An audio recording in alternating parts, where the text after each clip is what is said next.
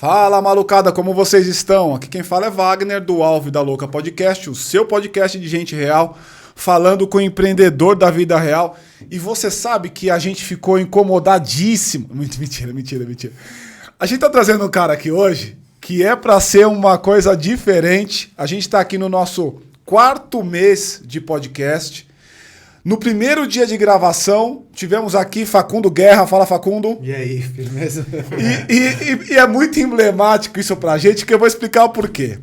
Bom, fizemos aqui a gravação, o Facundo foi o nosso segundo convidado do dia, falamos com ele e tal, postamos o vídeo felizes pra caramba, o conteúdo foi do caralho. Vai estar aqui embaixo, tá? Pra a gente coloca aqui, exato, a primeira versão aqui embaixo. E aí a gente postou isso. Quando a gente postou, de lá pra cá, a gente tem 2 mundos, Facundo. Ou o cara que gosta pra caramba do Facundo e fala, vocês não deixaram o Facundo falar, o cara foi tolhido o tempo inteiro e etc. Vocês deveriam deixar o cara falar, não ficar fazendo pergunta idiota e tal. Essa é a maior parte das pessoas que estão ali nos comentários. By the way, é o vídeo com o maior número de comentários que a gente tem. E o segundo grupo é o grupo que fala assim, não, esse Facundo, esquerdista, não sei o que e tal, esse cara não sabe, capitalista que se veste de iPhone, aquela coisa toda que vocês sabem, tá? Então a gente vai falar um pouco sobre isso daqui a pouco. Então a gente traz aqui, Facundo, e eu queria agradecer demais pela segunda participação. Muito obrigado. Isso aqui não é muito novidade, especialmente pra você já recebeu a caneca, mas essa é diferente da primeira, essa é diferente, certo? vai aumentar a coleção. E comigo, meu parceiro João. Fala, João. Fala, Wagner. Muito bom. Eu não estava aqui no primeiro vídeo. Não estava, então temos um fato novo. Fato novo aí pro vídeo, mas eu acho que o fato novo vai estar também no que o Facundo fez nesses últimos 4 meses, né? Claro. Que ele com certeza não ficou parado, tem umas novidades para contar aí. Esse cara não fica parado. Então a gente vai ter coisa sobre empreendedorismo. Não vamos ficar só falando sobre edição passada, não. Não vamos não, claro que não. E a ideia um pouco desse nosso papo, pessoal, é a gente falar, né? O Facundo, ele vai contar um pouco do que ele tem feito de lá para cá. Em 4 meses tudo pode mudar. O que ele tem feito de lá para cá. E o tema que a gente quer abordar com ele é: existe uma capacidade natural que o empreendedor deveria ter ou poderia ter, que é, no momento em que ele enxerga essa oportunidade, reinventar o seu negócio. Olhar para o mesmo objeto de uma maneira diferente e, eventualmente, transformar aquele objeto em alguma coisa. E eu queria te ouvir, cara. O microfone está aberto. Vamos lá. Cara, na verdade é o seguinte, eu acho que a gente tem que parar Puxa só um pouquinho assim, Facundo. Deixa ele... Mais assim? Isso. A gente tem que parar de pensar que existem essas 2 categorias, empreendimento e empreendedor. Boa. Na verdade, os VCs lá na gringa estão começando a apostar em empreendedores. Total. É o jockey ou o cavalo? Exatamente. Então você pode perceber agora, eu estava lendo uma newsletter, e eu estava lendo o caso de uma influencer que na verdade é uma empreendedora. Deixa eu só fazer um papo antes, Facundo. E aí já tô lindo ele de novo. Não, relaxa. Eu quero te ouvir, cara. Antes da gente entrar aqui no papo, porque eu percebi que você já engatou no papo, né? Como é que você vê esses comentários todos que tivemos? Você se sentiu tolhido da última vez aqui? Como é que você se sentiu aqui no nosso papo, cara? De verdade? Foi uma discussão bastante acalorada. Na verdade, mas não me senti tolhido. Na verdade, o que acontece é o seguinte, eu entendo que eu sou uma figura estranha dentro da narrativa do empreendedorismo. Diz aí. O empreendedorismo é um assunto muito recente. A gente está falando de empreendedorismo há 10 anos. Quando eu era moleque, não se falava de empreendedorismo. Total, você falava abrir seu negócio. Empresário. E quando você abria o seu negócio, você estava no campo da derrota. Porque a gente é ensinado a ter uma carreira. Você é médico, advogado, engenheiro, publicitário, o que for. O tio que tinha aberto uma borracharia, ou que tinha aberto um restaurante, é aquele cara que não tinha dado certo na vida. Então, dentro dessas narrativas de sucesso, o cara que ia para o seu próprio negócio era o cara que não tinha dado certo no campo da revista Exame. Era o perdedor, né? Era o perdedor. Eu concordo com você muito. O cara não tinha uma carreira. Então, o cara ia abrir uma borracharia, uma retífica de motores, um boteco. Só precisa ajustar aqui o seu microfone. Não, essa aí aqui, ó. Põe ele assim, ó. Assim? Não, ao contrário, ó. Aqui assim, ó. Isso. É porque a saída dele é pra cá. Só abaixa um pouquinho, tá tudo certo. Aí, beleza. Desculpa. Show de bola. Então, dentro desse campo das narrativas, a gente está falando de um momento histórico onde você tem um nível de desemprego altíssimo. Tá. O que acontece? Quando o sujeito ele é criado para ter uma... Eu vou entrar nesse campo do empreendedorismo e aí eu vou falar por que eu incomodo. Tá. Quando você...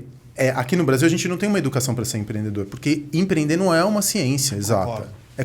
E as pessoas confundem o que é ser empresário do que é ser empreendedor. Concordo também. Empresário é quando você tem o teu business, quando você tem o seu negócio, é uma questão de administração, é uma ciência exata que você aprende em 4 anos na faculdade. É verdade. Empreendedor é tudo aquilo que antecede o teu negócio estar aberto.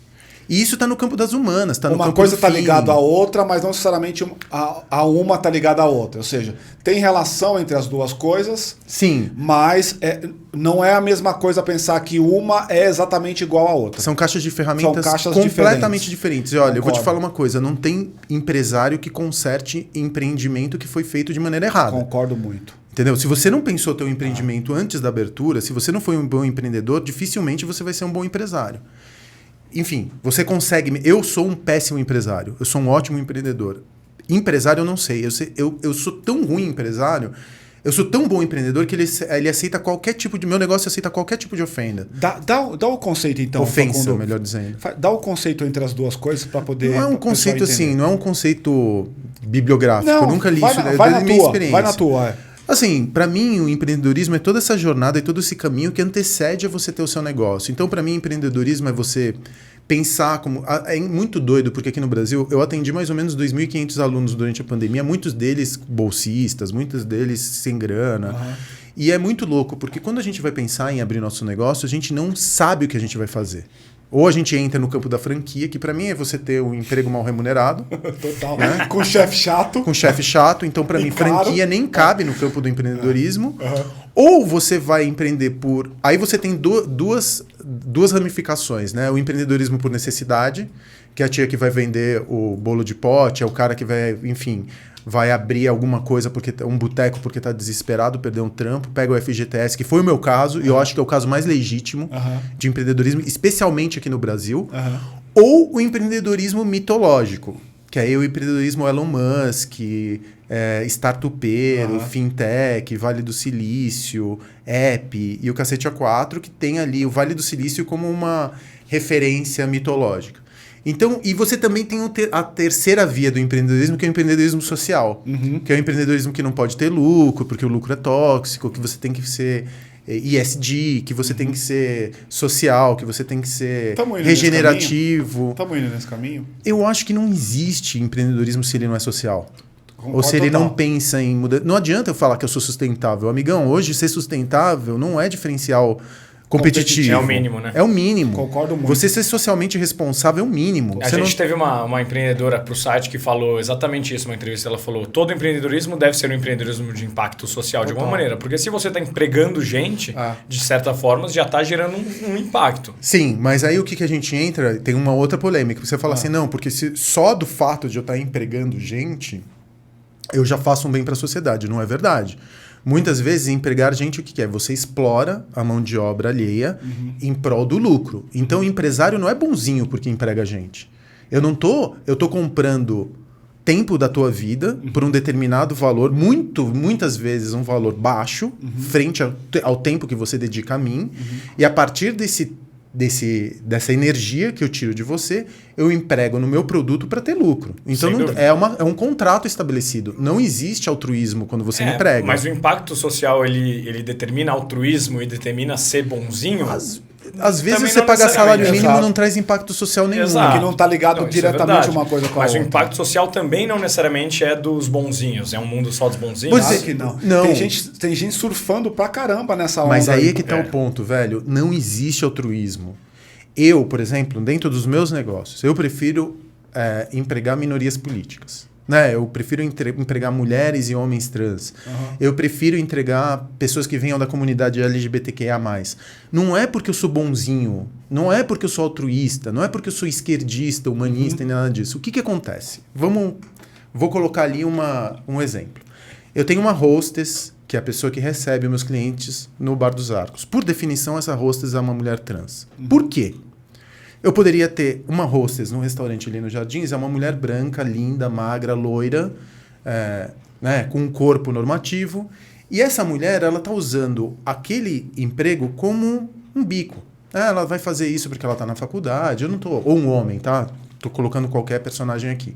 Que venha de uma elite, está fazendo aqui porque é um trampo assim, intermediário, faz com um pouco de tédio, muitas vezes. Eu já trabalhei em loja, que é ótimo. É só ponte, né? É uma ponte. Uma ponte. Aí, quando eu coloco uma mulher trans na frente do meu negócio, que é um negócio simbólico de poder, porque é aquela pessoa que permite ou não permite a entrada de outros, eu vou fazer duas coisas. A primeira delas é filtrar aquelas pessoas que se sentem incomodadas por serem atendidas por uma mulher trans. Ah, esse lugar é moderno demais. Você sente isso na prática? Sinto, pra caralho. É mesmo, cara? Sim, sim. Mesmo? Aquela minha barreira de entrada. Uhum. Porque eu acredito que dinheiro é uma forma de troca de energia. Mas você acha que você tem um resultado menor no Arcos por causa Não, disso? porque eu tô escolhendo um lado, cara. Não adianta eu tentar agradar todo mundo. Eu sou empreendedor. Eu não sou, sei lá, uma multinacional. Talvez tenha que agradar todo mundo. A Netflix tem que ter conteúdo para todos os espectros políticos. Todos. Eu sou empreendedorzinho. Tá. Eu tenho que escolher lado. Inclusive, para minha narrativa ficar mais coesa.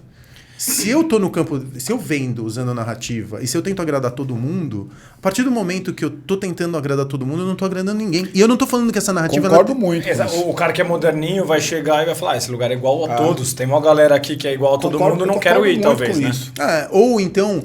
Ou então esse lugar é muito de tiozão. Exato. Não quero o cara ficar, fala, esse porque lugar aqui é tiozão. muito... Ou você pode ter uma hamburgueria que não aceita criança. Tá tudo bem, tá no espectro político também, tá dentro de uma narrativa, é uma escolha de mundo. O underdog lá, né? O underdog viralizou porque não aceitava criança, criticava criança. Falava cachorros podem, crianças não. Exatamente. Então tava no campo mais da direita. Eu conheço uma hamburgueria que veganos go home. É um espectro político. O underdog, se você vai lá e fala que você não quer o hambúrguer... Eles trocaram de nome, porque, enfim, não sei como chama hoje em dia, mas se você ir lá e pede um hambúrguer que não seja mal passado, eles mandam você embora. E isso vira a cultura da casa, assim, quem vira gosta o apelo, de churrasco. O apelo da casa acaba sendo negócio vira isso. Eu não entro, não é pra mim, mas é pra um monte de gente. Pra mim, por exemplo, sim. Então, é pra um monte de gente. E eu não tô dizendo... Desse caso da carne, certamente. E eu não digo que seja... mais uma vez, quando a gente fala de espectros políticos ou tomadas de partido, isso não quer dizer que eu me veja melhor como uma pessoa que é carnívora e que não gosta de criança. Total. Eu não sou melhor do que essa pessoa. Talvez no meu íntimo, a minha ética... Eu, obviamente, como eu tô olhando pra mim mesmo o tempo inteiro, eu acho que minha ética ela tá num padrão maior do que a ética daquela outra pessoa. Mas eu não tô julgando... Eu já não julgo mais... negacionistas, pessoas que não querem tomar vacina. Eu não estou mais julgando, eu só não quero elas perto de mim. Eu não quero trocar. Porque essa troca nos dias de hoje, a gente volta para aquela primeira pergunta, ela é muito difícil de você estabelecer essa ponte. É que não existe troca aí, né, irmão? Porque não existe realidade. O grande problema que a gente está vivendo hoje... Eu concordo com você. É uma guerra civil de realidades que são produzidas. Distorcidas, ou nem distorcidas. Cada um sob a sua ótica. Em algum momento... Cada um sob a sua ótica, mas distorcida. Na década de 60, você tinha os fatos. Os fatos, eles produziam realidades. E em cima das realidades, você tinha propostas de estratégias. Você tinha a proposta da esquerda, você tinha a proposta da direita, você tinha a proposta dos fascistas, você tinha a proposta dos humanistas. Mas a realidade estava dada pelos fatos. A internet populou tanto o mundo com fatos que hoje, se você quiser falar que a Terra é plana, você vai encontrar pseudociência que fala que a Terra é plana. Você vai encontrar criacionistas que falam que o criacionismo é uma forma de ciência.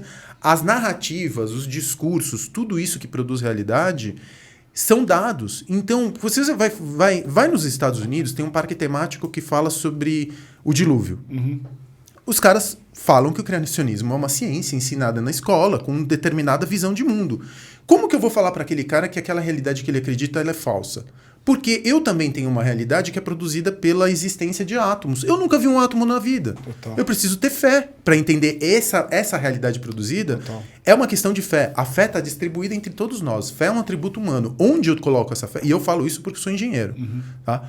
Muitas vezes eu tinha uma disputa com, por exemplo, uma pessoa que era funcionária da minha casa. Porque você não acredita em Deus? Eu falava, eu acredito em átomo. Não é muito diferente do campo de Deus. Porque eu também... Você fala assim, cadê teu Deus?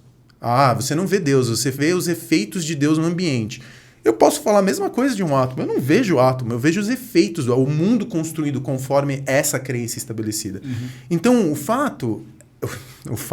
mas as realidades hoje, elas são múltiplas. E quando cada um está numa realidade, o outro é o louco. Total. O alucinado, o alienado, é aquele que não compartilha da realidade com a gente. Eu sei porque eu tive um avô que foi alienado. E a gente acredita que a loucura... é uma chave de liga-desliga. E a loucura é um desabamento. Ela é paulatina, ela acontece aos poucos. Você já não consegue mais compartilhar a realidade das outras pessoas. Meu avô ele ficava lúcido depois do almoço e depois ele ficava vendo uma TV estática, uma TV com estática, e ficava criticando o programa que estava acontecendo. Então, o louco, o alienado, é aquele que se descola da realidade que a gente compartilha. Tanto é que a gente fala que todo mundo é louco hoje em dia. Exato. A não ser eu, todos são loucos. Todos são doidos. Porque cada um está vivendo a sua própria bolha de realidade. Então não é mais uma questão de opinião. Porque opinião você dá a partir do fato estabelecido e da realidade pressuposta, comum, sociabilizada, a comunal. Essa é a nossa realidade. Essa mesa, ela existe. Como a gente vai dispor os copos nessa mesa, a gente pode debater. O problema é que você está vendo uma mesa e eu estou vendo, sei lá, uma maquete da Terra, porque ela é plana. Total. Uma possível prancha para alguma coisa, Exatamente. sei lá, uma viagem. Agora, você começou falando, rapidinho, João. Você começou falando, e aí eu acho que eu te cortei em algum momento, trazendo uma outra pergunta, que era a separação entre empreendedor e empreendimento. Empreendimento. Eu queria te ouvir sobre isso, cara. Fala um pouco dessa distinção. Como empreendedor, eu tenho uma quantidade de energia dentro de mim. Eu tenho que fazer tudo, cara. Eu vou trazer isso para o campo prático, tá? Eu vou começar meu negócio.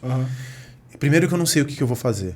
Eu vou falar, caralho, o que eu vou fazer? Pô, eu vou abrir um boteco, que é o meu campo. Entretenimento no campo de alimentos e bebidas e hospitalidade. Eu vou falar, pô, tá. Aí eu começo a idealizar que existe um mercado. Eu preciso descobrir qual que é o meu público-alvo. Eu preciso descobrir se tem mercado para esse tipo de empreendimento. Quais são os números dos meus concorrentes. Quanto de investimento eu preciso. Todo esse campo narrativo, ele está populado por livros de autoajuda, discurso de meritocracia, business plan, público-alvo. São categorias que se dispõem na frente de uma pessoa que precisa tirar a sua sobrevivência de um negócio, porque ninguém vai dar emprego para ela mais.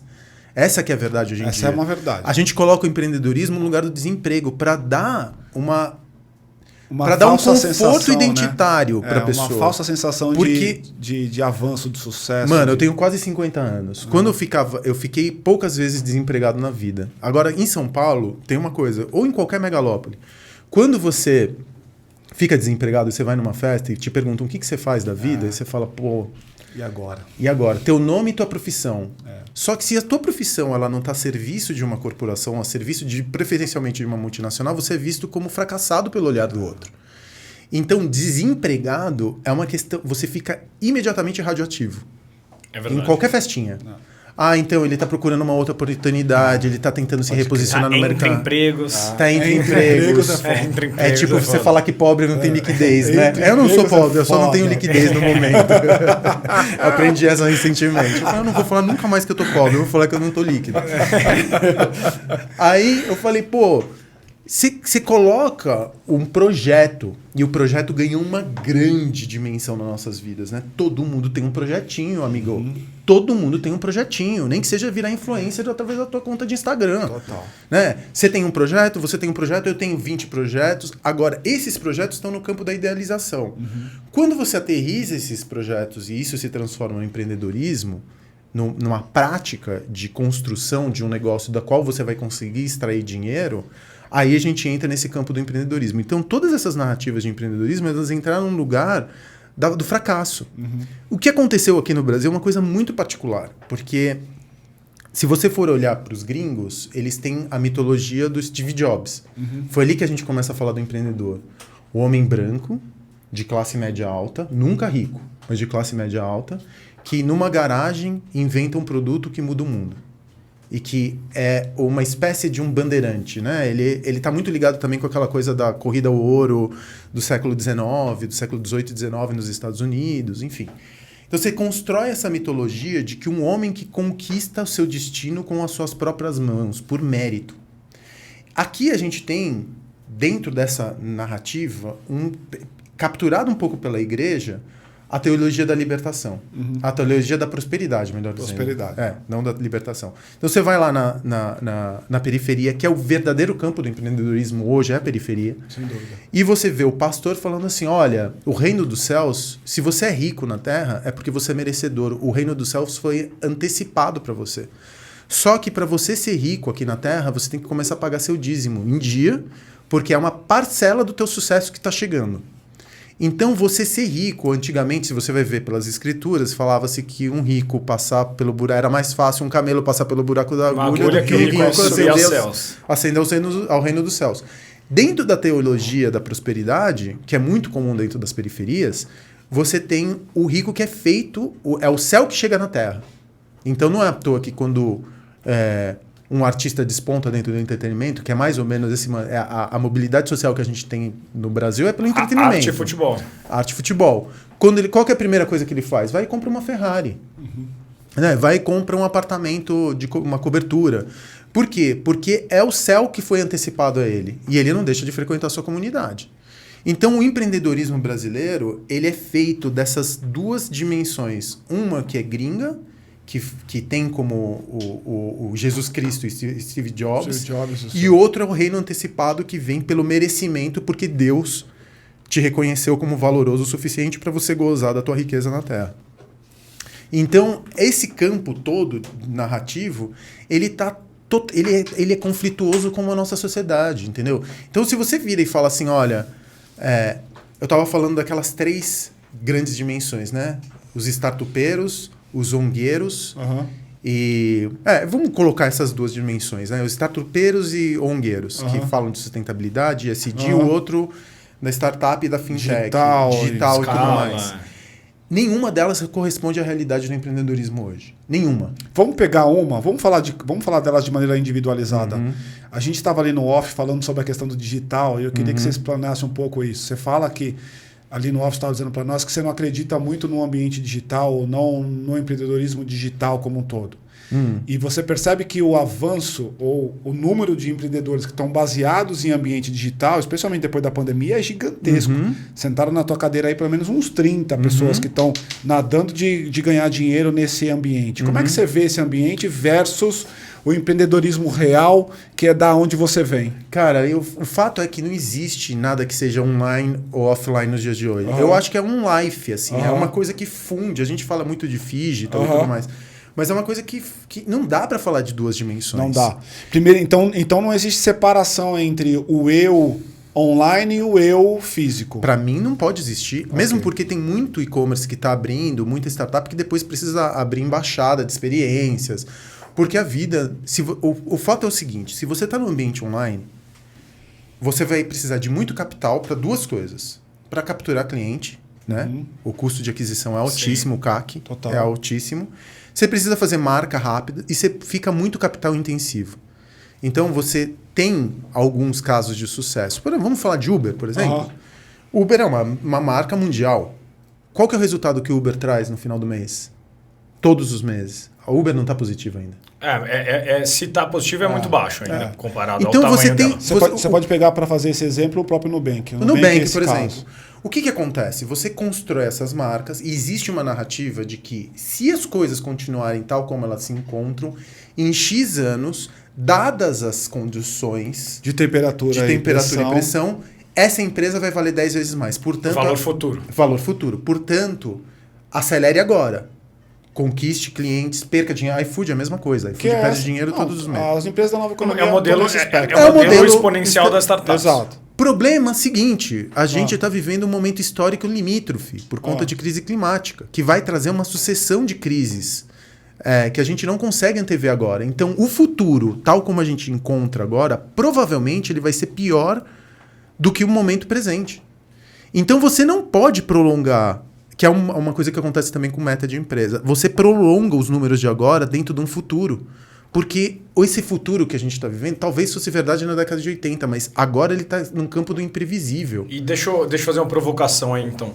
Você não acha que essa sua afirmação ela é mais correta para um negócio físico do que para um digital?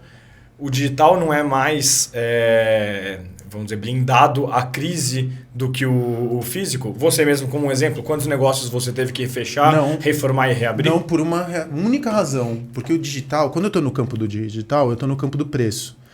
Por que eu não fui para o iFood? Eu tenho um monte de bar e restaurante. Por que eu não fui? Eu sei que teve casos muito bem-sucedidos de empresas que foram para o iFood. Eu tomei a decisão de não ir. Você não foi nenhum deles? Não fui nenhum deles. Porque as minhas experiências elas não são digitalizáveis.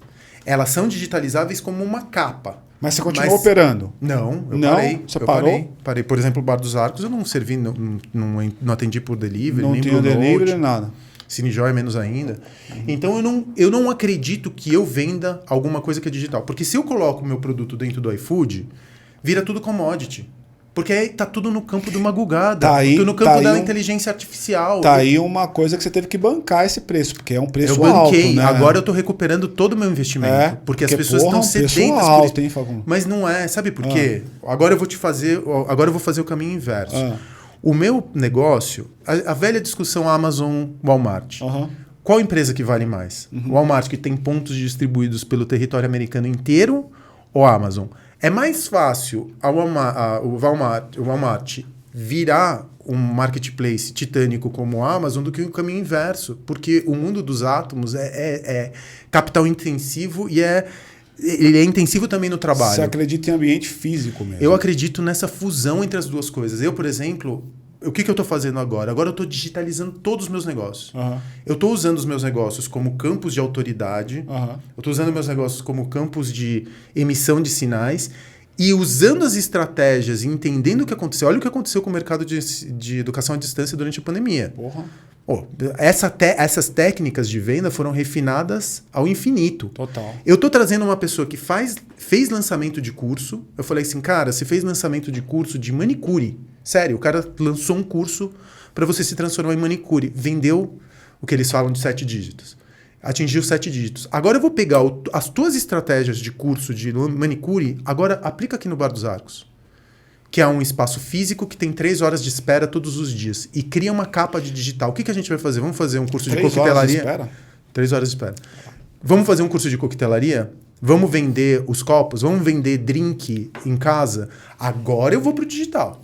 Então você acha que você ter uma base de física, que nem o Walmart, vale mais porque o digital é uma transição mais porque é um ativo, né? Se eu estou entendendo corretamente, ele tem um ativo que ele consegue... É um ativo que você tem, né? O digital não te traz experiência. O digital não faz memória. Você pode ouvir 200 horas de Spotify. As tuas memórias foram feitas numa casa de shows na pista.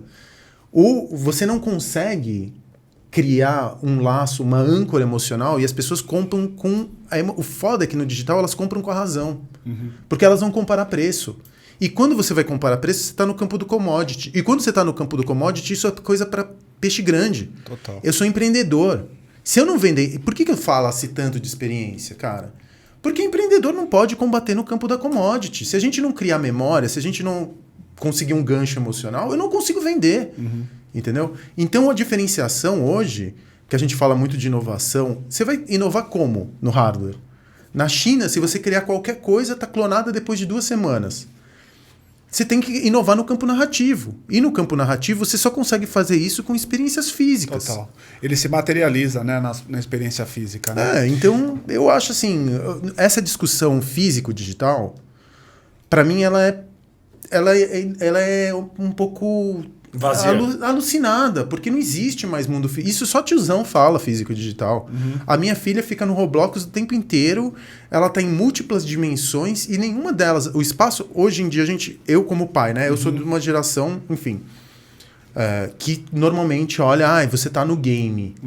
Eu ficava no game quando eu tava jogando Atari, ou quando eu tava jogando Odyssey quando eu era moleque, porque aquilo ali era uma coisa, eu mesmo ali, contra a máquina. A minha filha, se eu tirar o Roblox dela, eu tiro boa parte do espaço de sociabilidade que ela tem, que não é mais o recreio, é o Roblox. Você vai falar, que triste, né? Que triste por quê? Você não fica o dia inteiro com a cara enfurnada no Instagram? Olha aí quantas horas você ficou no Instagram. Sem dúvida, é uma geração nova que ela valora as experiências de uma maneira diferente. Nesse caso aqui, pela questão do digital. Você também falava no off sobre aquela questão dos seguidores, né? Que você tinha um volume de seguidores e esse volume diminuiu. Fala um pouco para nós dessa questão dos seguidores versus o volume de negócios que você eventualmente cresceu e desenvolveu ao longo desse período aí. Cara, eu vou te falar... Tem uma reflexão de uma coisa para outra? Isso que eu queria entender, super. Né? Não, a pessoa tem uma relação, rejeita, né? A pessoa que te rejeita, ela rejeita Lions com os amigos na quinta-feira? Ela rejeita o Cine Joia, um show ali? Não, porque é o seguinte, eu vou fazer coisas que são foda. Então a pessoa vai ter que entubar o fato dela não gostar do criador daquele negócio. Porque assim, os meus negócios não são foda porque eu sou foda. Os meus negócios são fodas porque ele realmente é um exercício intensivo de trabalho, de criatividade, trabalho coletivo de muita gente também. Então os meus negócios, primeiro que os meus negócios não sou eu. Meus trabalhos são construções coletivas de um monte de gente interessante. e que pensa no campo ético mais ou menos como eu, mas isso não quer dizer que as pessoas sejam iguais a mim. Longe disso. Segundo que, assim, sinceramente, a gente está vivendo num momento histórico onde a quantidade eu estou percebendo isso muito depois da pandemia, eu não sei quanto a vocês, mas para mim, a quantidade de estímulos que eu recebia em 2019, 2020 parte de 2021, que eu fiquei com uma quantidade de estímulos que, sei lá, caiu 30%. Eu tive tempo de jogar Last of Us 2 2 vezes. Zerou o negócio 2 vezes. Eu zerei 2 vezes o Last of Us e olha que demora tipo um gameplay de 20 horas. Então, e eu joguei Division 9. Assim, eu joguei clássicos do PlayStation porque eu tinha tempo. Eu li 50 livros durante a pandemia. 52 livros eu li. Então eu estava com tempo. O meu tempo ele ficou mais viscoso. O que acontece é que o tempo de agora é um tempo, e especialmente esse final de ano, é um tempo do múltiplo impacto de estímulo. Total. E aí a gente não tem tempo de reflexão. Por que eu estou falando isso? Porque aí você vê... Hoje a gente vive muito essa coisa do Instagram, né? O Instagram é a nossa vida. Infelizmente ou felizmente, o Instagram é a nossa vida. Você pode falar de TikTok, eu tô falando dentro da nossa comunidade, né? O Instagram, tem gente que é o LinkedIn, tem gente que é o Spotify, o Facebook, mas a rede social é a nossa vida. Rede social de maneira geral. E o valor da nossa vida, ele é mensurado pelo número que você tem ao lado do teu nome. É verdade. Só que esse número pode ser comprado, ele é baratinho. É verdade. Você compra, outro dia eu recebi um anúncio... 10 mil seguidores brasileiros por R$250. Eu vi um anúncio desse pintado em parede de casa no interior, assim. Pra você ver onde a galera vende a roda mesmo. Então, mas ninguém vai entrar na tua conta e vai olhar qual que é a tua taxa de engajamento. Porque taxa de engajamento é um cálculo, e cálculo demora para você fazer. Então você pode ter lá 150 mil seguidores... Ou 100 mil seguidores, vamos dizer um número bonito, 100 mil seguidores, só que você vai lá e as tuas fotos estão com 17, 20 curtidas. Ninguém olha e acha isso estranho, porque agora as pessoas podem fechar o número de curtidas também. Então você não sabe, então as pessoas têm uma notoriedade e esse número é o exato valor de quanto você pesa dentro daquela sociedade. O que é uma bizarrice, porque não importa... quantas pessoas te seguem, é sim quem te lê, ou com quantas pessoas você dialoga. Total, isso eu concordo total. Então, mas essa não é uma narrativa digital? Você não está com ela aqui? Não, cara. Não? O digital é exatamente isso. É você acreditar que os 100 mil seguidores são... Porque o que acontece? Isso começa a deformar a tua realidade. Você está com 100 mil seguidores, sabe o que vai começar a acontecer? As assessorias de imprensa vão começar a te mandar coisa para casa, para você fazer recebidos. Você vai ser convidado a festas. Seus amigos vão olhar para você. Posso te seguir no seu Instagram? Nossa, 100 mil seguidores? Nossa, você é foda, hein? Se você tem 1 milhão, celebridade. Total. Então, a gente começa a construir o valor de uma pessoa, meio como Black Mirror. Total, Black exatamente, Mirror. mas o Black Mirror o número era real. Agora você compra esse número. Total. E você tem esse direto atributo. Eu tô cagando e andando com quantas pessoas estão me seguindo. Aliás, eu faço posts para perder seguidor. Eu tenho prazer em perder seguidor. Aliás, se vocês me derem um follow, eu não vou ficar chateado, viu, gente? Podem me dar um follow, tá tudo certo. Porque o que acontece? Não vou ficar chateado, mas não me sigam, tá? O que acontece? Quando eu perco seguidor, eu tô densificando a minha base de gente que lê. Tenho dúvida entendeu? nenhuma. Gente que engaja, gente... Então, se é métrica de vaidade, né, cara? A gente ainda trabalha muito com a métrica de vaidade. Exatamente. Assim. Só concordo com você demais. Eu não quero... Se uma pessoa de ultradireita, se a pessoa tem... ela não admite, ou admite qualquer coisa de... Você pode pensar o que você pode pensar que a Terra é plana, mano. De verdade, isso não vai me ofender. Eu vou olhar quando você fala... faltou nas aulas não foi muito nas aulas de ciência, né? Mas tá tudo bem. Eu acredito em coisas que talvez você ache que são loucura. Meu. Mas se você nega a existência de outros humanos vivendo em sociedade, você pode até ser fascista. Você pode ser racista. Aqui no Brasil é crime. Quer ser racista? Se enfia numa floresta, não encontra mais ninguém na tua vida. Se aparta da sociedade. Porque para você viver em sociedade, você tem que admitir outras existências e não partir do pressuposto que a sua existência é mais valiosa que a existência do outro. Então, se você está vivendo em sociedade, isso para mim com um fascista não tem negociação. É só paulada. Porque se o cara não admite, ou a pessoa não admite outras existências, Aí não tem troca. Quando você fala autoexistência, você tá falando no campo... Qualquer que seja Qualquer ele. um deles. Assim, você pode discordar de mim, você pode me chamar de um imbecil, tá tudo certo. Mas não me fala que, volta pra Argentina. Isso é xenofobia, entendeu, cara? Pô, eu tô contribuindo pra essa sociedade, eu tô correndo atrás também, eu quero as mesmas coisas que você. Mano, não fala. Eu recebo muito isso, eu tô falando de que é um caso real. Pelo menos uma vez por semana eu falo, volta pra Argentina. Você faz o quê? Quando você vê esse... Eu bloqueio. Você bloqueia o cara? Bloqueio. Eu tenho um tesão em bloquear. Acho uma delícia bloquear. Sério. Acho uma delícia. Eu gosto de fazer uma coisa... Você sabe qual que é um prazer íntimo que eu tenho? Quando eu tô batendo boca com uma pessoa na DM... E a pessoa tá digitando... Aí você bloqueia. Ela fica como Han Solo, sabe?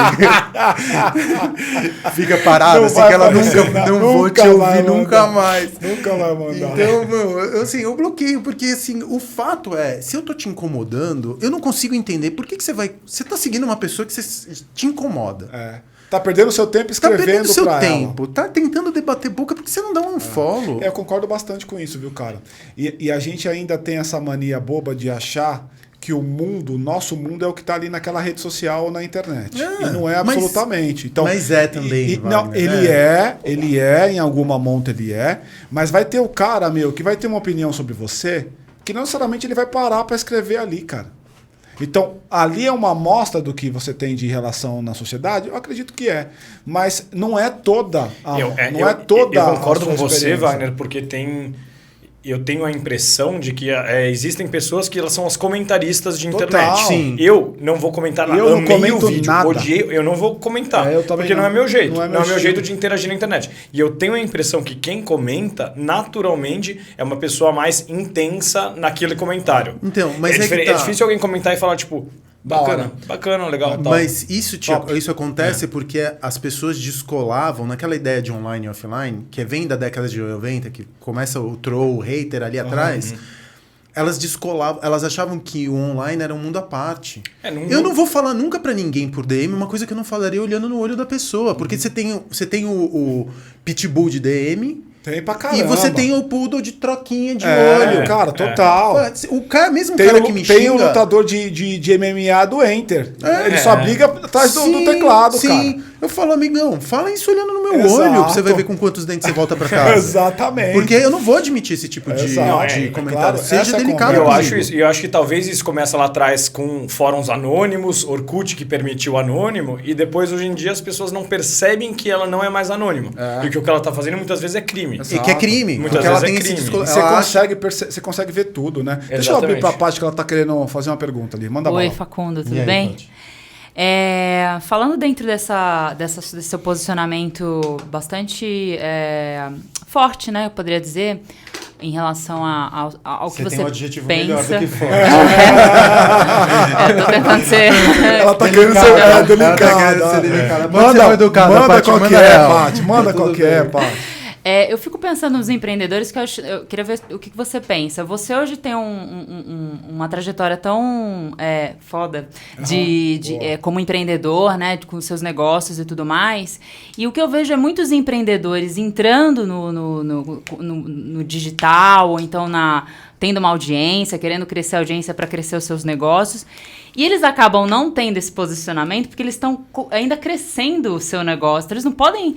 O que eu vejo é que todo mundo toma muito cuidado, o empreendedor, né? Falando do empreendedor em si, de expor o que pensa de fato, com medo de, eu tô começando, eu preciso vender, eu quero fazer meu negócio crescer.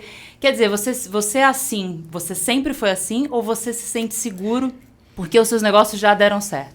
Você tem ótima pergunta. Antes de mais nada, e aí eu volto para a pergunta do Wagner inicial, eu não consigo diferenciar empreendimento de empreendedor. E eu acho que o futuro é esse. Você confundir, até os VCs estão começando a apostar em empreendedor. Comecei a falar sobre isso, um caso que aconteceu na gringa agora. Total. E o empreendedorismo, para mim, é um campo onde você tem que parar de idealizar o público-alvo e começar a fazer para você.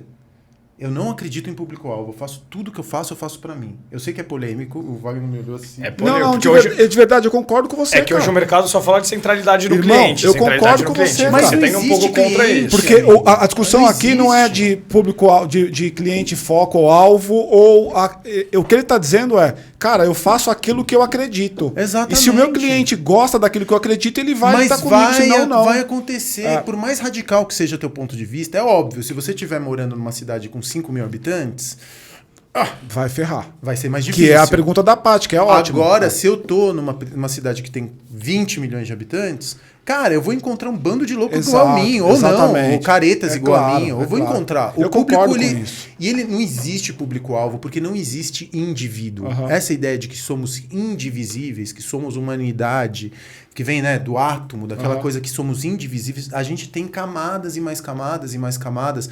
Tem coisa que você pode ser ultra masculino na tua identidade e você gostar de balé. Só que você não admite. Quem vai saber disso é o algoritmo. Porque quando eu vou lá na tua página explorar, tem um monte de vídeos de balé. O algoritmo sabe melhor de você do que o psicanalista. Eu acho lindo o balé também. Então, voltando, eu acho que você... Eu tenho uma vantagem. Como eu não dependo de produto digital, como eu não dependo de fazer média, porque eu tenho múltiplos negócios e os meus negócios estão em diversos campos, a única métrica de sucesso que eu tenho pra mim hoje é falar aquilo que eu penso. Mesmo. Eu não tô tentando fazer média. Mano, não gostou. Porra. Gostou, porra, que legal. Legal que eu tô encontrando alguma pessoa que eu tenha eco. Mas não gostou, tá tudo certo. Eu não tô tentando te agradar também. Se você tá me dando tua energia e você respeita meu ponto de vista, mesmo que você não tenha gostado, tá ótimo. Eu acho que você precisa fazer muita análise. Eu acho que você precisa estudar muito. Empreendedor, a gente fala de empreender, mas a gente não fala de estudar. O que empreendedor vai estudar? Total. O que empreendedor precisa fazer para conseguir chegar ao ponto de soltar um negócio? Pô, eu fiz 2 faculdades, mestrado, doutorado, fiz um monte de curso de história da arte, de história do cinema, saio todo final de semana, tento não me descolar das pessoas com as quais eu quero ter como clientes. Pô, eu posso, porque as minhas opiniões, elas são dadas porque, pô, eu tenho uma vivência ali, leio pra caralho, me esforço. Todos os dias eu tô tentando aprender, entendeu? Então, é o que eu penso. Se você for seguir a fórmula de lançamento do sujeito X, ou se você for seguir o que todo mundo tá fazendo, se a única coisa que vai virar é commodity. Aí você vai ter que se diferenciar por preço. E por isso que empreendedor morre aqui no Brasil com tamanha taxa de falência. Por quê? Porque não tem estudo por trás. A gente tem um sistema de educação já que é falho para carreira. O que dirá para o empreendedor que é um generalista? O empreendedor ele tem que saber um pouco de tudo. Você vai começar a ter um negócio, você tem que saber um pouco de contabilidade, de jurídico, de marketing, de vendas, de logística, de estratégia, de tudo. Operação digital. Você tem quantas pessoas quando você está começando um negócio? 1, 2, 3? No limite você tem 3 sócios? Cada um vai fazer uma coisa. Então, você tem que ser um generalista. Para você ser um generalista, você tem que estudar pra caramba. Agora, a gente fala muito sobre empreender, porque eu mereço, né? Porque tá no campo da meritocracia. Merece por quê? Você estudou por quê? Você estudou o quê? O que você tá... Você acha que o teu sucesso vai vir através do quê? Dos seguidores da rede social, cara. Pode vir, mas esse sucesso é sustentável? Tem um monte de gente que tá vendendo 7 dígitos. Tá, pra caramba. Vai continuar vendendo? Não sabemos. Difícil. Não sabemos. Vai estourar uma bolha. Em algum momento vai acabar. Mas eu acho que ainda tem bastante espaço nesse mercado bem, ainda. Tem lenha pra queimar, tem lenha pra queimar. Agora, eu vou te dizer uma coisa. Especialmente quando é um outro item que eu queria entrar com você também. Especialmente quando eu comparo, por exemplo, os caras que estão ganhando 7 dígitos hoje, eles estão no espectro, eles estão naquele quadrante que fala sobre educação. E a educação tradicional... Eu tenho a sensação que cada vez mais ela diminui com o tempo. Porque o cara não quer mais fazer um curso de 7 anos, um MBA de 3 anos, com tiozinho XPTO que nem entendeu a dinâmica que ele não vê no dia a dia.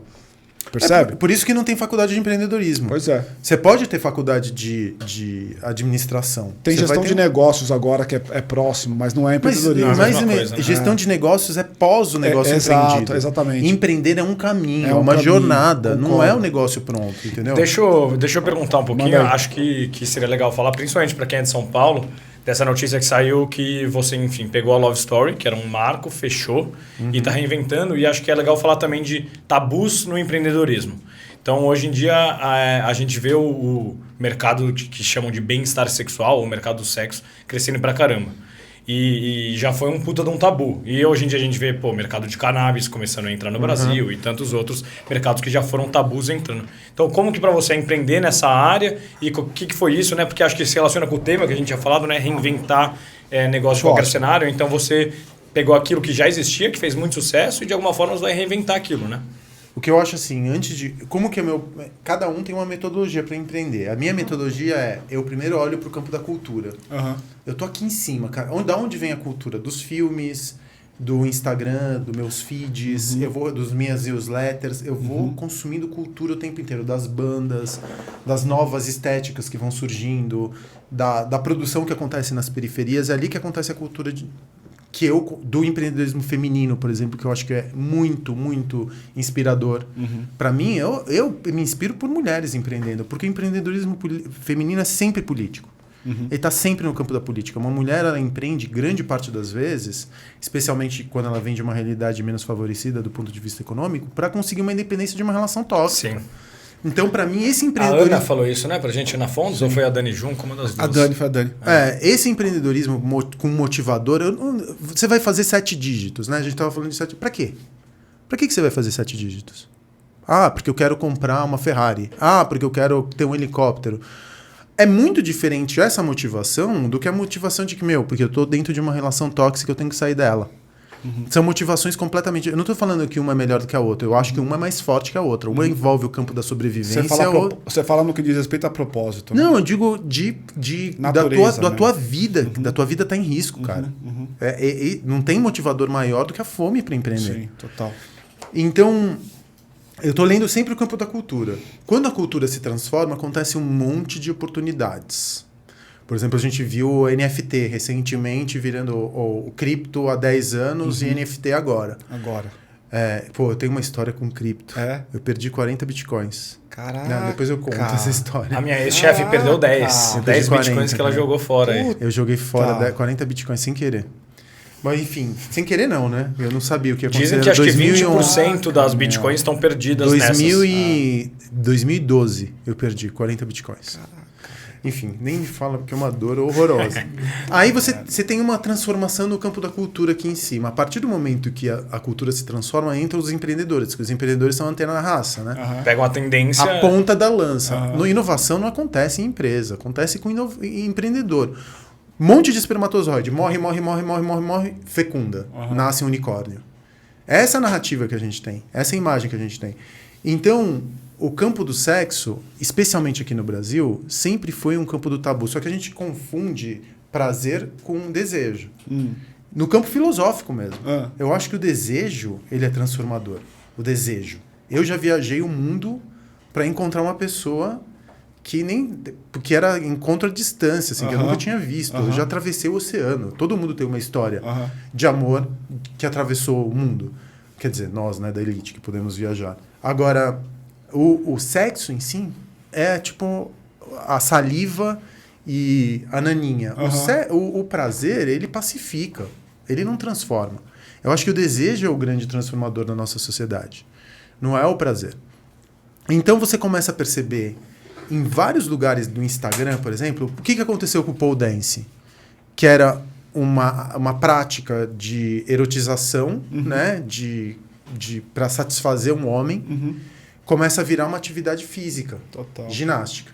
O que acontece, por exemplo, com os vibradores? Os vibradores na década de 90 eram vendidos em sacolas plásticas pretas. Eles eram falos de 25 centímetros, roxos, desenhados por engenheiros homens, que não conheciam porra nenhuma da anatomia feminina. Você vai ver agora a revolução dos sugadores de clitóris, que você pega naquele negócio, bota na tua mesa de centro em casa, todo mundo vai achar que é um objeto desenhado pela Apple. De tão lindo que ele é.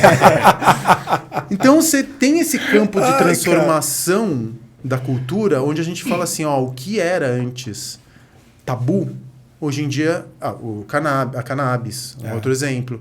Então você começa a ter esse deslocamento de que era tabu para dentro de uma sociedade, começa a ser visto de uma maneira mais aceitada. Por transformações culturais pós-geracionais, geração atrás de geração, a gente vai ampliando o campo de possível, né? É uma coisa da natureza humana.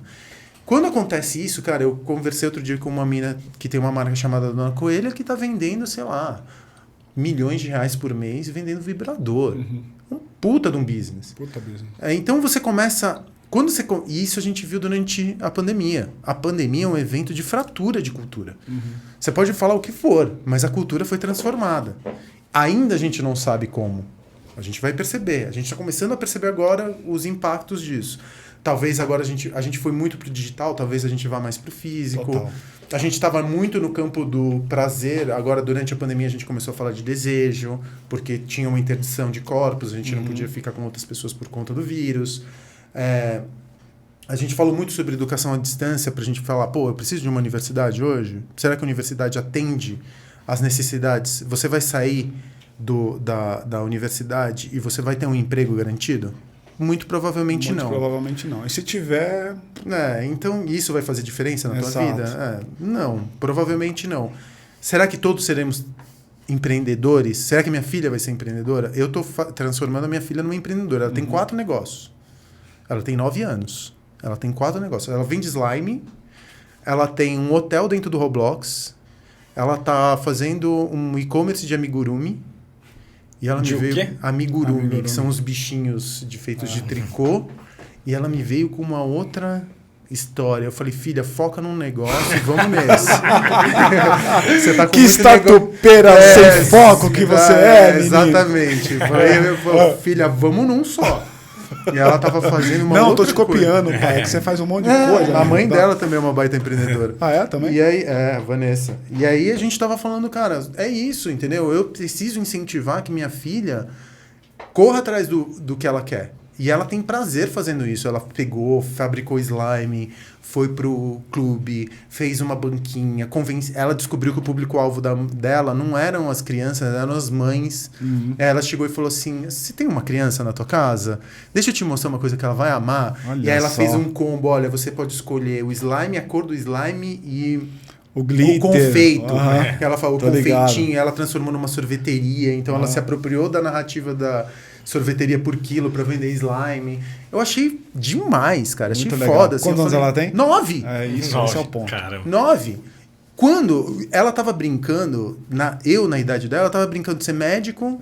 Não, nem tava, Todos porque nós. quem decidia era meu pai. Quem decidiu o pai. 2 gerações atrás, eles estavam ali na Kidzania brincando de ser médico, advogado ou veterinário. Sim. Entendeu? Seguindo carreira. Hoje em dia ela tá querendo criar seus projetos. Agora ela tá codando pra Roblox. Eu ia eu fingia que eu tava no escritório e eu assinava documentos. Aham. Sem saber o que era, assim. que ia eu ficava fazer, ó, né? trabalhar em Minha filha escritório. tá codando pra Roblox.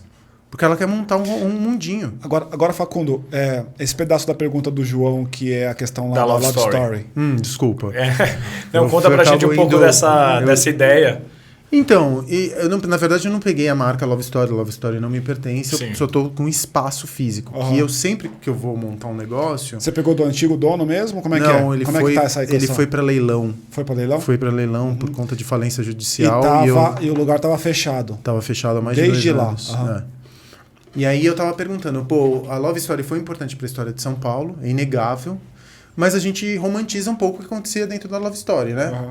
Especialmente, ele é um lugar muito amado dentro do campo da romantização pelos homens brancos de meia idade que falavam, nossa, a Love Story era o lugar da democracia paulistana. Não era. Era um lugar de muito crime também. Né? Tanto é que já morreu gente ali dentro. Então era um lugar muito pesado de energia.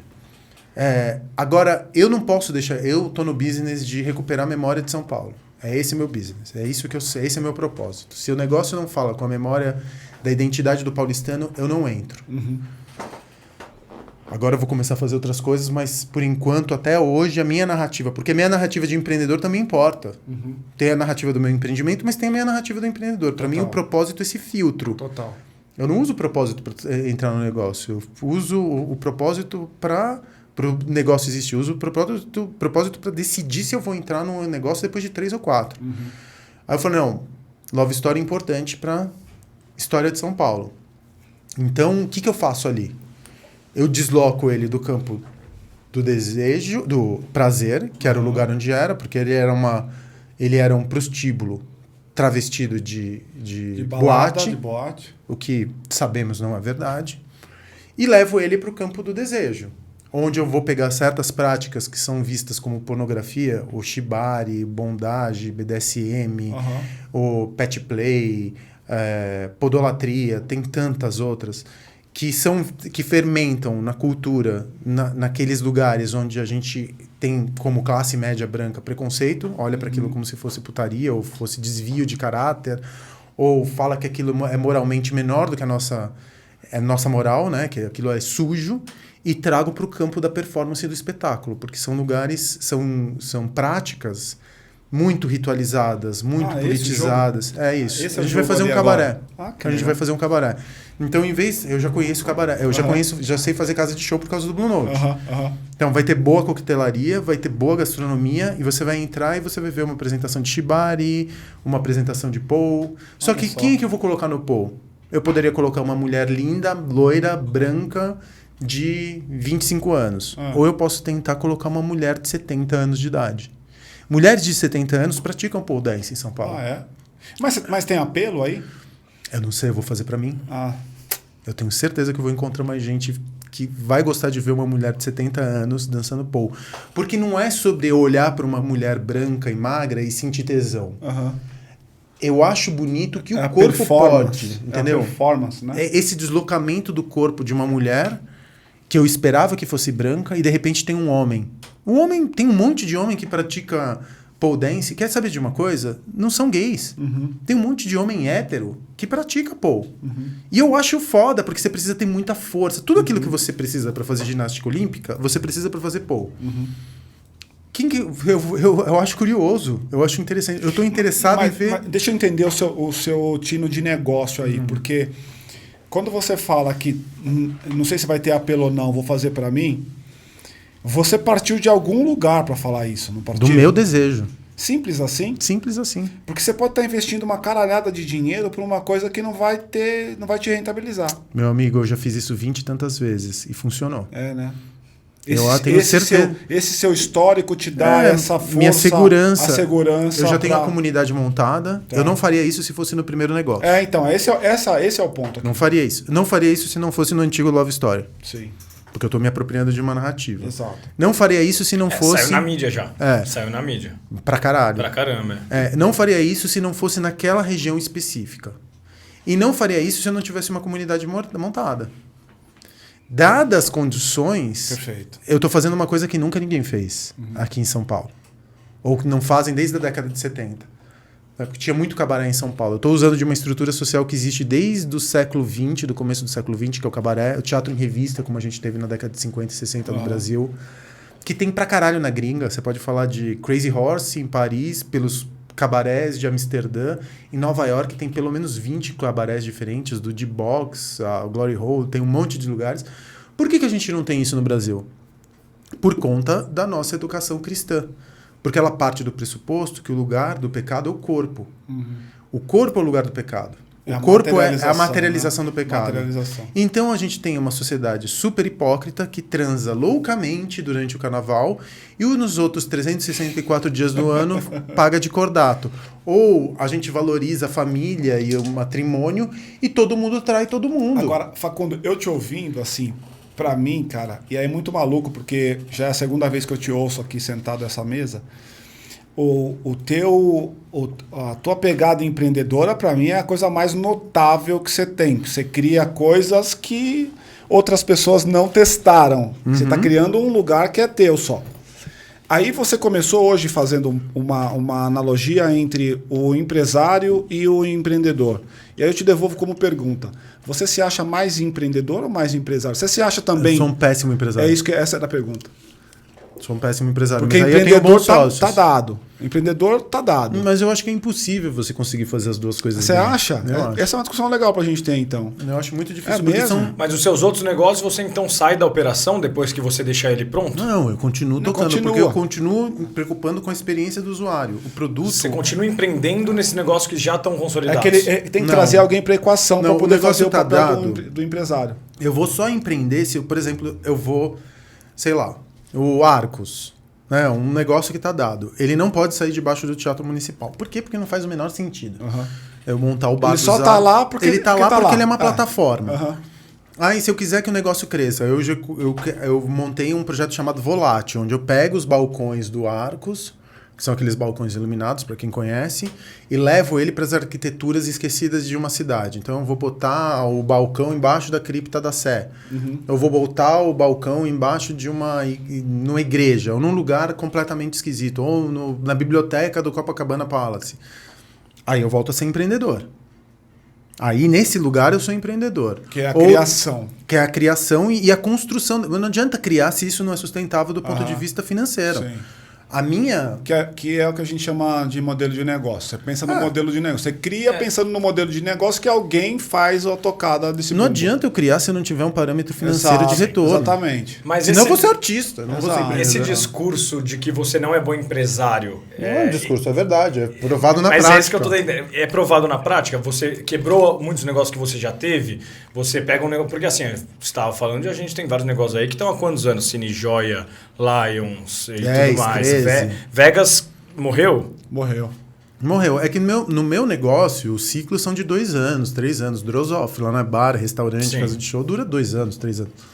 Tem uma boate como o Lions que dura 13 anos, forte. A gente abriu essa semana, ele faturou o dobro do que ele faturava em 2019. Em 2019 tava faturando pra caralho. Isso é uma coisa inédita, aconteceu 2 vezes em São Paulo.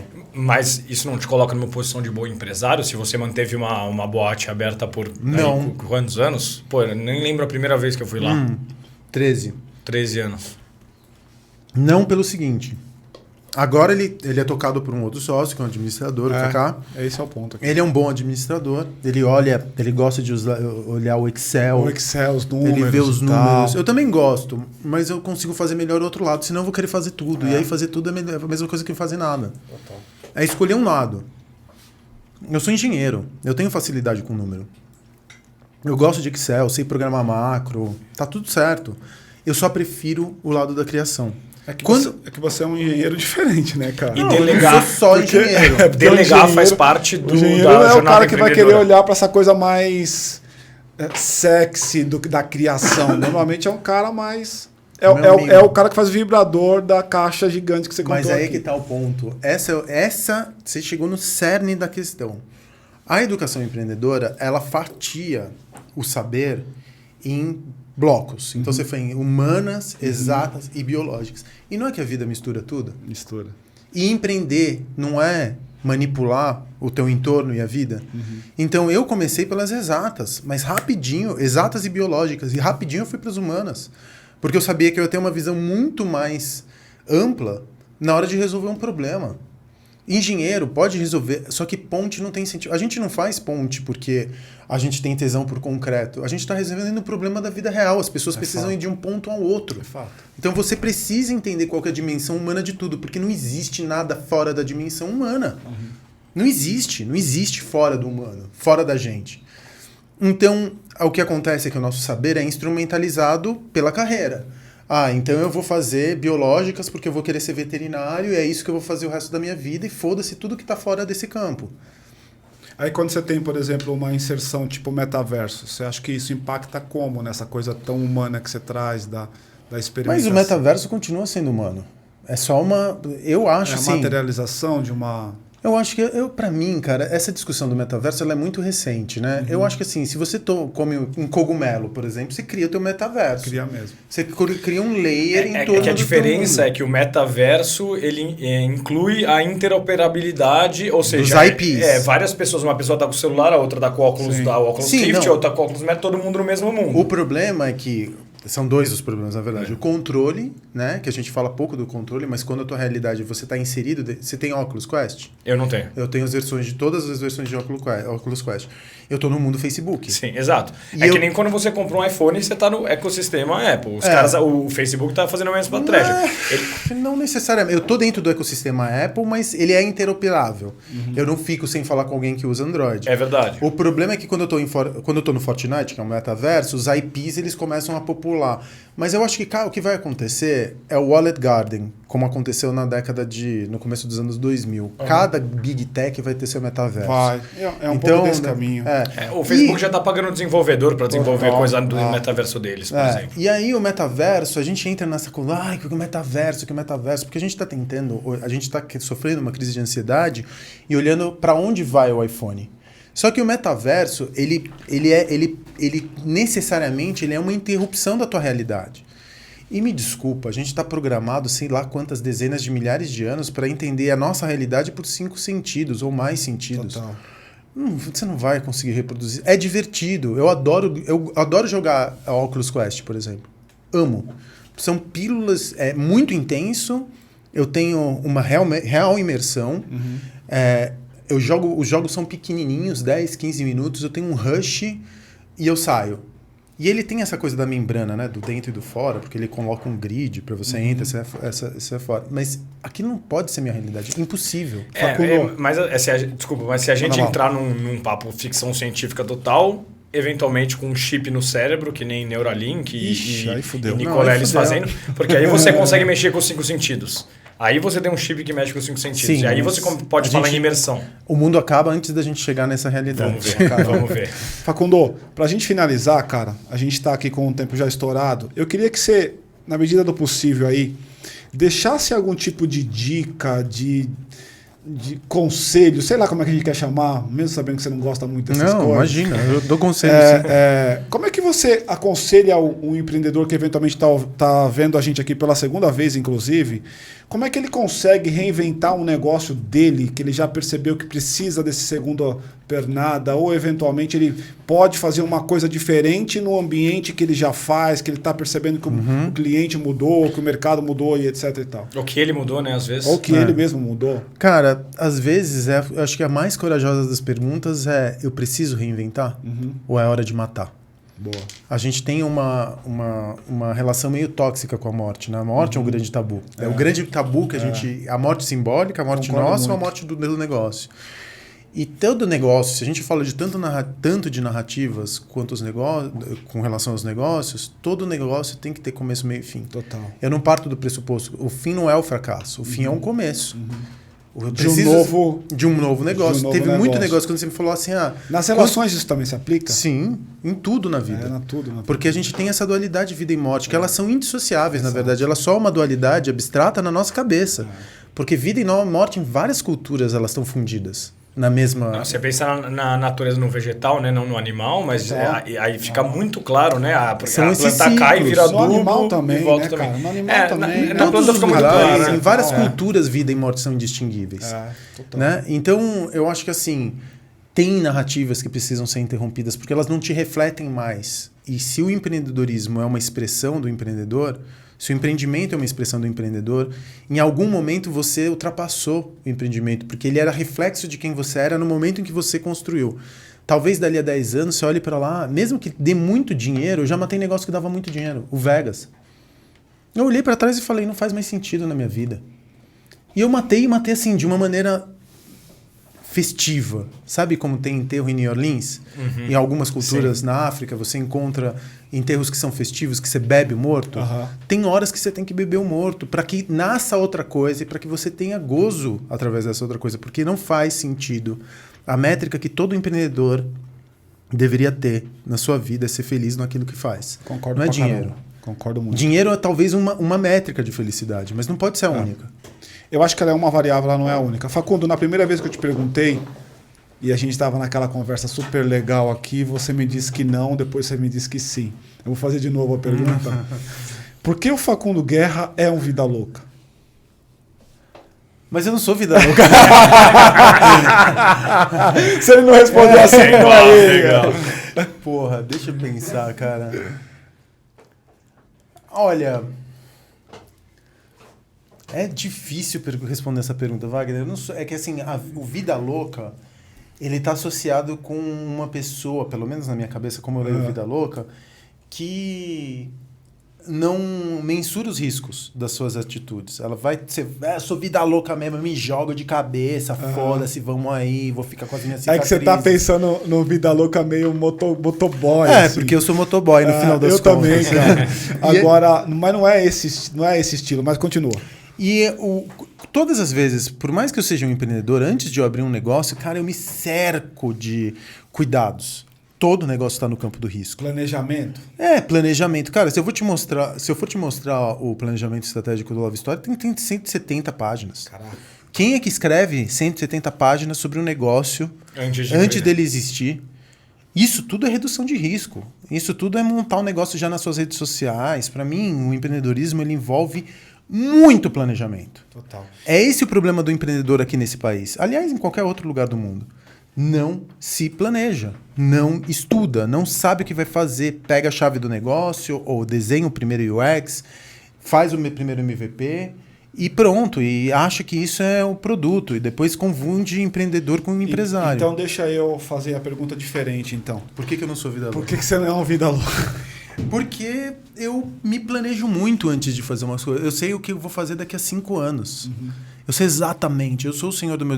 O fato de eu não acreditar, de ser agnóstico, de não acreditar num Deus onisciente, onipotente aqui em cima e onipresente, me traz responsabilidade para todas as atitudes que eu tomo na vida. Eu não nego a existência de Deus. Eu acho que eu posso estar errado. Aliás, eu acho que a probabilidade de eu estar errado é alta. Uhum.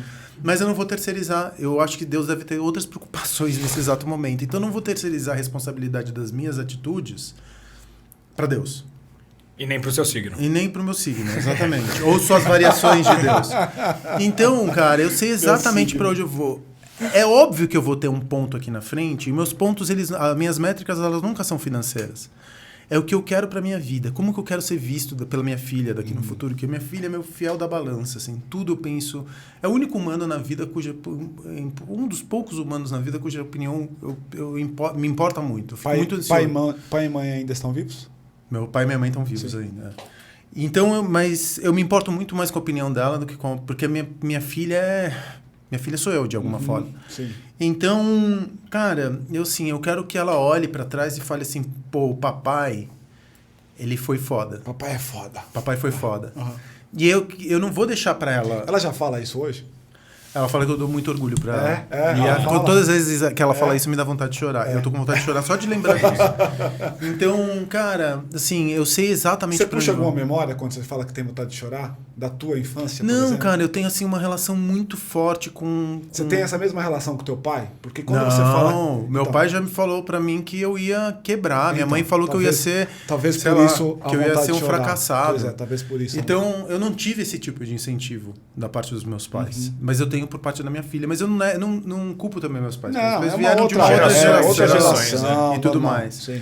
Então, cara, eu não vou me lembrar. Quando eu tiver, assim, 5 minutos antes de morrer, se eu tiver a sorte de morrer velho e consciente, 5 minutos antes de morrer, não vou ficar pensando que, porra, andei de helicóptero, andei de jatinho, tive meu jatinho, conquistei o mundo, comi não sei quantas pessoas. Não vou preocupar isso, eu vou ficar me preocupando. Andei reto.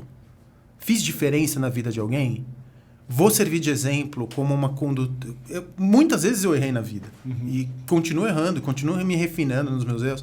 Mas será que eu vou contribuir em alguma coisa para essa porra dessa humanidade ou não? Ainda não estou querendo deixar nada grandioso. Não quero ser o Elon Musk nem fudendo. Eu não quero ser maior. Eu não quero ser melhor. Essa é uma conclusão que eu tive agora na maturidade, cara. Que foi um efeito forte da pandemia. Eu não quero ser o melhor. Eu não quero ser o maior. Mas eu quero ser o mais memorável. Mas será que você fala isso não é porque você já tá lá? Porque você já é cara, o maior. Maior do que? Tem grupos aqui em São Paulo muito maiores do que eu. Como empreendedor, cara, que fez o que fez na noite, mano, eu acho difícil. Imagina. Uma coisa é um grupo, outra coisa é um cara. Imagina. Não, acho que não. E o dia que eu pensar assim, eu tô fudido. Agora, você não acha que o mercado te valora sobre essa ótica? Porque, cara, se você pega todas as narrativas que tem com relação a você tá nesse lugar. Meu amigo, eu vou te dizer uma coisa. Eu tô nesse lugar, mas olha, eu vou te dizer que não foi à toa, né? Então... Porra, eu tô valorando isso. Não, mas tudo bem. Eu estudei pra caralho, continuo estudando, montei 20 e tantos negócios, tá tudo certo. Então tá tudo mas certo. Eu não vou partir do pressuposto que isso é importante. Porque de verdade, eu acho que... Você tá no campo do... isso aqui não é o fim, é o efeito. Então você não está fazendo por isso. Isso acaba acontecendo, mas se eu começar a olhar, olhar... é o propósito. Não, e se eu começar a olhar desse jeito, eu vou começar a desprezar a mulher que limpa o banheiro dos meus lugares. Ok. Entendeu? Sendo que para a experiência, se no final das contas eu tô preocupado com a experiência final da parada toda, se ela não fizer o papel dela, fudeu. Eu não posso olhar para ela e falar assim, óbvio, corri riscos. Eu estudei, eu tenho uma estrutura social que me deu privilégio e que me colocou no lugar, porque não vim da onde eu vim. Eu não sou o alecrim dourado. Eu venho carregado de privilégios. E aquela mulher que provavelmente veio de uma periferia, porque ela tá fazendo... Ela tenho certeza que ela gostaria de fazer outras coisas da vida. Ou não sei, né? De repente ela... Acho pouco provável que ela queira fazer isso. Então, enfim, ela tem uma estrutura que permite... Eu tenho uma estrutura que me permite eu estar aqui e outra que, infelizmente, colocou ela naquele lugar. No entanto, todos os dias eu tenho que olhar para ela e agradecer pelo que ela faz e tentar pagar direito, e tentar pagar mais do que o mercado paga, e tentar olhar para ela e falar, você é importante dentro dessa estrutura. O nosso é mais humano, então. Não é mais humano, cara, porque é indistinguível. Se o negócio é a expressão do empreendedor, o negócio é feito também pelos colaboradores. Concordo muito. Entendeu? Cara, muito obrigado aí de novo pela sua participação. Muito bom mesmo. Cara, muito bacana mesmo, assim... É legal a gente sai da discussão, né, com ele muito fácil e a gente começa a entrar nesse campo filosófico sobre o empreendedorismo, que também é importante. É super também é importante. Isso é animal. super importante. Da primeira vez que você veio aqui, cara, você me deixou uma coisa que eu fico com isso na cabeça o tempo inteiro, nunca vou me esquecer. E eu repito isso o tempo inteiro, que é, se eu fosse começar um negócio hoje, eu começaria pelo mundo do conteúdo. Lembra que você falou isso? Conteúdo é o caminho, as pessoas precisam perceber. Você falou que está fazendo isso, inclusive, na Live Story agora. Dessa segunda vez, cara, o que fica para mim é essa coisa do... O empreendimento é a expressão do empreendedor e vice-versa. Então, e que vai ter uma narrativa grande do empreendedor com pequenas narrativas de empreendimento. Não adianta você, empreendedor, você... agir de uma forma e achar que o seu empreendimento vai agir de uma forma diferente disso. Ou, para ser mais material ainda, não adianta você ficar especulando sobre público-alvo e cliente. Exatamente. Não existe. Existe parte de você. Boa. Muito bom. Isso. Se você gostou desse vídeo, não se esqueça de se inscrever, de curtir, de deixar aqui os seus comentários. Isso tudo é muito importante. É tão importante que o Facundo está de novo aqui para a gente respondendo vocês aí aos seus pontos, etc. Então, muito obrigado por deixar o comentário aqui, tá bom? Aqui embaixo também você vai ter o link para a comunidade. Não se esqueça de entrar lá, de interagir conosco por lá. E é isso, até a próxima. Facundo, mais uma vez, irmão. Obrigado, viu, meu? Obrigado, cara. Até a próxima. Tchau, tchau. Tchau. Tchau, tchau. Valeu, cara. Esse é aquele papo que a gente ficaria, tipo... Dá pra ficar.